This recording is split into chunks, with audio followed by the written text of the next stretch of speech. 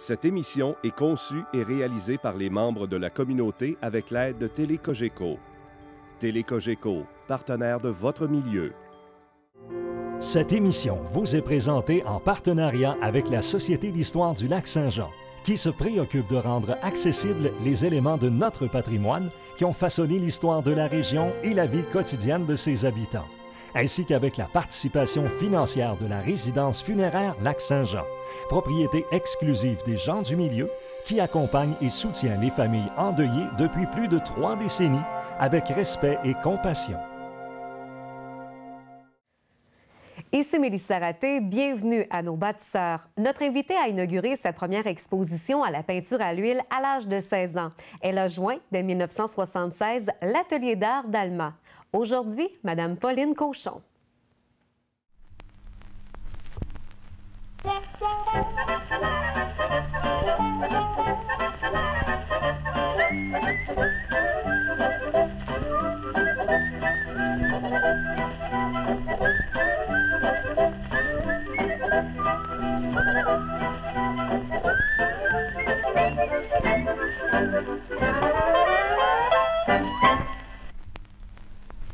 Madame Cochon, merci beaucoup d'avoir accepté l'invitation pour l'émission Nos bâtisseurs. C'est moi qui vous remercie plutôt parce que c'est vraiment un honneur d'avoir pensé à moi. Évidemment, on va parler d'art tout au long de cette émission parce que la peinture vous passionne depuis un bon nombre d'années. Quand vous avez commencé justement la peinture à l'aquarelle, à l'huile, au pastel, est-ce que vous pensiez exposer à un certain moment donné? Vraiment pas. Moi, j'apprenais tout ça parce que mon rêve était de pouvoir un jour parler à des grands peintres, parce que c'est ça qui m'impressionnait. OK. Les grands peintres, je les ai étudiés étant jeune, tout ça. J'allais, au lieu d'aller manger chez moi, le midi, je m'en allais à la bibliothèque pour pouvoir étudier. Dans les livres, c'était du fantastique pour moi. Ça, c'était du Walt Disney. C'était plus beau que les contes de fées. C'était vraiment ça qui vous a donné le goût à la peinture? Ah oui, oui. J'ai toujours été attirée par ça, les couleurs. C'était, je ne sais pas pourquoi, c'était une fascination. Ça a toujours été comme ça. Votre première exposition, vous l'avez fait à l'âge de 16 ans. Est-ce que vous vous rappelez de ce moment-là? C'était à quel endroit? Qu'est-ce que vous avez exposé? C'était pas compliqué. C'est qu'on m'avait demandé parce que, bon, à l'école, mon plaisir était que je dessinais tout le monde. Mm-hmm. Et voulait voir mes tableaux, puis mes choses comme ça. Fait qu'il y avait eu une activité qui était le carnaval. Puis là, ils cherchaient des activités pendant le carnaval. Ils m'avaient demandé, voir si je voulais pas exposer à l'école pour faire de l'animation aussi, puis peindre. J'ai dit oui, ça me dérange pas. J'avais pas de gêne plus que ça. Tu sais, à cet âge-là, on dit toujours oui. Ben oui, c'était un plaisir en plus pour vous. C'est ça. Fait que c'était ça la première fois. Et par la suite, évidemment, parlez-nous peut-être de vos débuts à l'aquarelle, à l'huile et aussi au pastel. Ça a été tout un mélange. OK? Parce que, bon, vu que moi, je suis autodidacte puis que j'étudiais par les livres, à un moment donné, je lis à un endroit dans un livre que pour bien peindre à l'huile, il faut d'abord maîtriser l'aquarelle. Là, à ce moment-là, je tournais de bord, puis j'ai tout appris ce que je pouvais au niveau de l'aquarelle. Moi, je suis une fanatique. Tu sais, là, je marche comme ça avec des ornières, il faut tout que je sache. Ensuite, à l'intérieur de ça, il disait que pour bien peindre à l'aquarelle, il fallait vraiment maîtriser le dessin, parce que c'est par le dessin, tu sais, qu'on peint. OK. Notre crayon, c'est notre pinceau. Ouais. Bon, j'ai tout trouver ce que je pouvais trouver de livres sur le dessin, même si je possédais déjà le dessin. Une bonne base. Je ne le savais pas, moi, que c'était une facilité pour moi, là. Mais je ne savais pas pourquoi puis comment je dessinais. Ça fait qu'en étudiant ces livres-là, c'est là que j'ai compris qu'est-ce que je faisais puis pourquoi. Ça a augmenté mes connaissances, mais ça m'a donné la facilité de pouvoir montrer aux autres qu'est-ce qu'il faut regarder, qu'est-ce qu'il faut faire. Ça fait que là, j'ai commencé tranquillement. Tout le monde voulait apprendre. Puis bon, j'ai été demandé ici et là. Puis bon, j'étais toujours game. J'étais toujours bénévole. Puis, C'est comme ça que vous avez fait un petit peu votre marque, que vous avez fait votre petit bout de chemin un petit peu partout. Vous avez parlé de portraits tout à l'heure, que vous en avez fait quelques-uns quand vous avez commencé tout ça. Vos inspirations, ça se passait comment? c'est drôle parce que les inspirations, moi, ça a été... Les premiers personnages, pour dire vraiment marquants que j'ai dessinés, c'était John F. Kennedy, Robert Kennedy, Ouais. Pierre Laporte. Pierre Laporte, OK. Ça fait que là, tu sais, je prenais, moi, les images, des petites photos des journaux, puis je les reproduisais au fusain. Parce qu'il faut dire aussi que mes parents voyageaient beaucoup, puis ils aimaient beaucoup les arts. OK. Alors, en Europe, ils m'amenaient tout ce qu'il y avait de mieux, eux autres. Tu sais, ils prenaient des photos de là-bas et tout, là. Mais ils m'apportaient le bon matériel. Tu sais, j'avais toujours ce qu'il y avait de mieux, du papier ingre. Ça, tu ne pouvais pas trouver ça ici, là. Puis, même à ça, mon père, il dit, elle aime les arts. Bon, il dit à ma mère, va avec elle, va lui acheter. Dans ce temps-là, c'était la librairie Lac-Saint-Jean qu'il y avait, il y avait juste elle.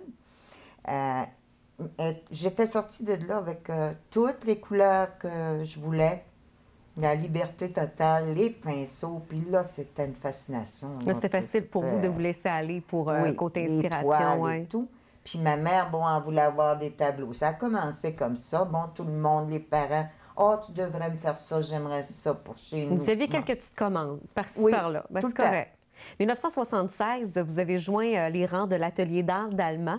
Quelles étaient vos occupations, justement, au sein de l'Atelier d'art? Bon, d'abord, moi, je suis venue à l'Atelier d'art parce que déjà, à 5 heures de Marie, j'enseignais le dessin, puis le portrait personnage et Oui. tout. Et c'est Michel, ma belle-sœur, Michel Cochon, Laforêt, en fait, son nom de famille, qui connaissait M. Paul Gagnon. Madame Paul Gagnon était la présidente de l'atelier. Puis à ce moment-là, Michel, avec mon frère, était venu, puis m'avait montré un peu comment faire de l'aquarelle et tout, parce qu'elle avait vu mes aquarelles, puis elle voulait m'aider. Mais moi, là, j'étais dans un temps où, bon, dans cette période-là, on était très pauvres, moi et mon mari, là, on vivait simplement. Alors, souvent de fois, elle me donnait là, des bons crayons, puis des choses là, pour pouvoir m'exprimer. Puis je lui dois vraiment ça, parce que c'était une rencontre vraiment marquante pour moi. J'ai rencontré M. Gagnon, et puis M. Gagnon, il dit à Mme Gagnon, « Hey, j'ai ton professeur pour tes cours de dessin. » Et c'était vous. Oui, c'était moi. Parce que moi, j'avais, comme d'habitude, étudié dans les livres. C'était tous des livres en anglais. Je les traduisais au complet. J'avais un lexique, puis Ouais. mot à mot. Je traduisais là, au complet mes livres pour pouvoir étudier. Et c'était un livre de Betty Edwards, dessiné grâce au cerveau droit, que maintenant, on peut retrouver en français. Mais à l'époque, j'étais la première à enseigner cette technique-là. Là. C'était juste en anglais, puis ça ne se retrouvait pas dans les écoles, rien. Là. OK. Maintenant, c'est heureux. On l'enseigne partout, même au cégep, ici. Parlez-moi peut-être des différentes activités, des moyens de financement pour l'Atelier d'art quand vous étiez là. Ça se passait comment? C'était tout en bien et en service. OK.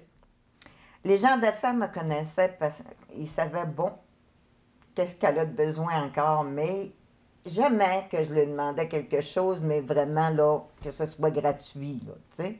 Je leur donnais toujours quelque chose en échange. OK. Comme pour l'atelier lui-même, le salon, quand on l'a apporté, il fallait le financer. Mais moi, ça, c'est un événement qu'avant de parler financement, il faut penser que j'avais participé pour une première fois à Montréal. Et puis, j'étais montée à Montréal voir ça, puis j'avais trouvé ça tellement, tellement beau. Puis là, j'enseignais, moi, aux étudiants à l'atelier, puis ils ne pouvaient pas voir ça. Et je trouvais ça un non-sens.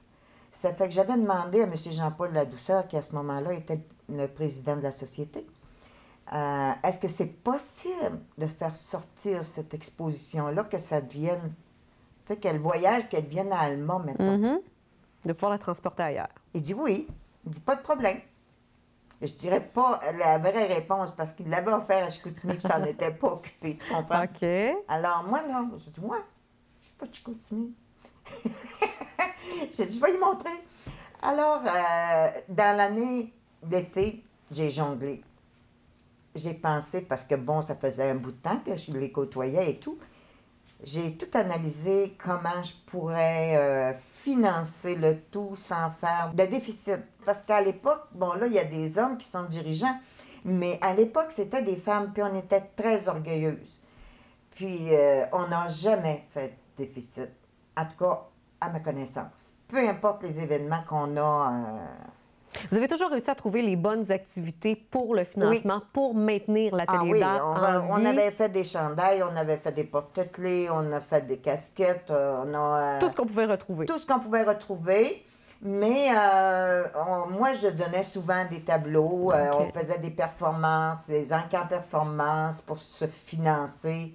On allait même dans les bars, on faisait des soupers là, avec les artistes. Puis, on jumelait, mettons, le maire de la place avec un artiste.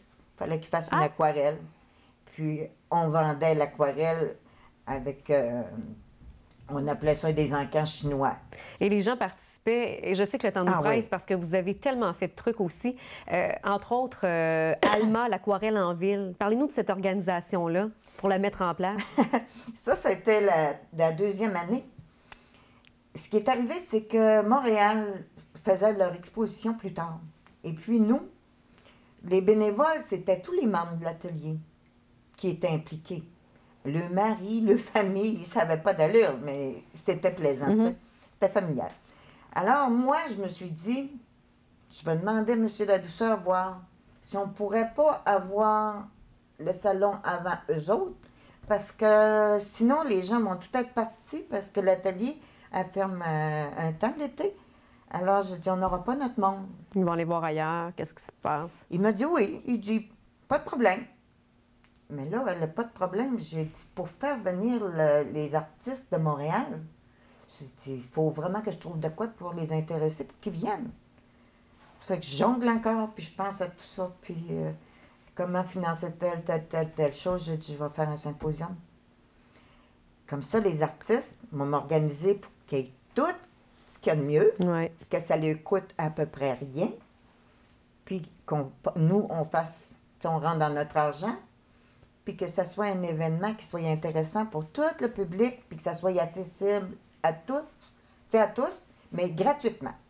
Parce que moi, c'était toujours le mot gratuit. Parce que c'était payé pour payer. J'ai jamais aimé ça. T'sais. Puis je voulais aussi montrer que les arts, c'est pas seulement les galeries, que ça fait partie de la vie, même si c'est dans des galeries, puis les portes sont closes, puis qu'on n'ose pas entrer. Tout le monde est bienvenu dans une galerie. Alors, je voulais amener les galeries dans la rue, en réalité, les artistes dans la rue. Puis moi, j'avais fait déjà des symposiums, j'avais été à Bécomo, puis à différents autres endroits, et j'avais analysé qu'est-ce qui me manquait quand je partais. Puis comment ça coûtait cher. Fait que j'avais essayé de pallier à ce qu'il y ait de l'eau, de tout. Qui manque absolument rien. Qui manque absolument rien aux artistes. Même l'accueil, il arrivait, il avait faim, il n'y avait pas besoin de courir.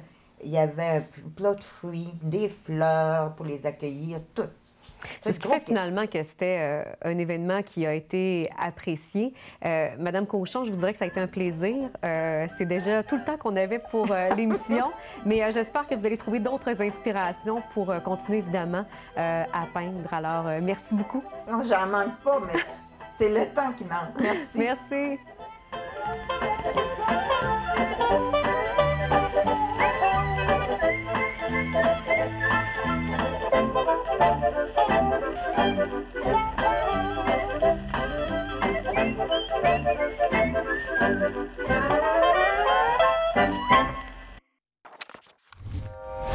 Télé Cogeco, un service exclusif aux clients de Cogeco.